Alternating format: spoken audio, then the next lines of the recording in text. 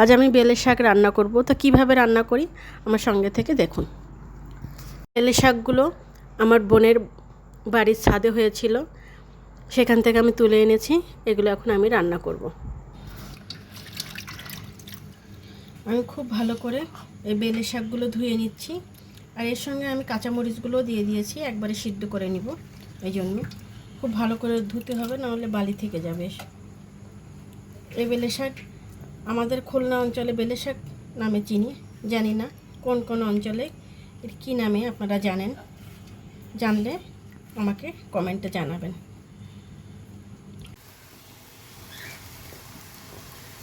এর কড়াইতে আমি শাকগুলো দিয়ে সিদ্ধ দিচ্ছি, দিয়ে ঢেকে রাখবো। আর একটু লবণ দেবো, লবণ দিয়ে সিদ্ধ দিলে একটু ভালো হয়।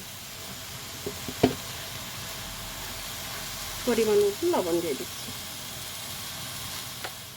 শাক ভালো করে সিদ্ধ করে নেওয়া হয়ে গিয়েছে, এখন আমি পাশে নামিয়ে রাখব। এখানে পরিমাণ মতো তেল দিয়ে দিচ্ছি, আর দিব একটু গোটা জিরা।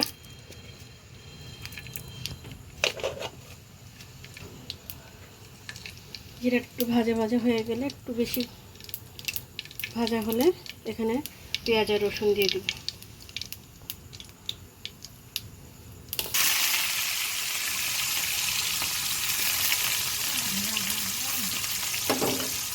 আর দিব পরিমাণ মতো হলুদের গুঁড়ি। শাকে আবার অনেকে হলুদ দেয় না, আমার কাছে দিলে একটু ভালো লাগে। ঝাল পেঁয়াজ ভাজলে সেটা একটু কালার আসে। আর এখানে দিব আমি একটা ডিম।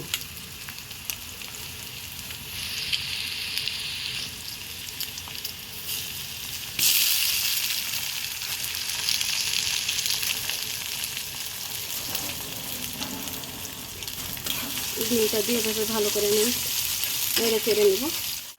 সিদ্ধ করে রাখা শাকগুলোরও দিয়ে দিচ্ছি।